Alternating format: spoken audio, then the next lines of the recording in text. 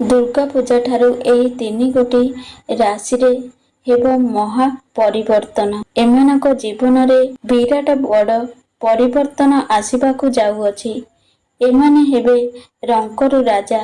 माँ दुर्गा करिबे एमानक उपरे धनर वर्षा। तेबे चालंतु जानिबा सेही भाग्यशाली राशि किए किए जाहा उपरे माता दुर्गांकर कृपा वर्षिबाकु जाउअछि। तेबे एही कथा जानिबा पूर्वरु वीडियो को गोटे लाइक करंतु एवं आम चैनल को सब्सक्राइब करंतु। दर्शक बंधु, शारदीय नवरात्रि 22 सेप्टेम्बर 2025 सोमवार दिन पड़िबाकु जाउअछि। तेणु एही नवरात्रि रे एही तीन गोटी राशि हेबे अत्यंत भाग्यशाली।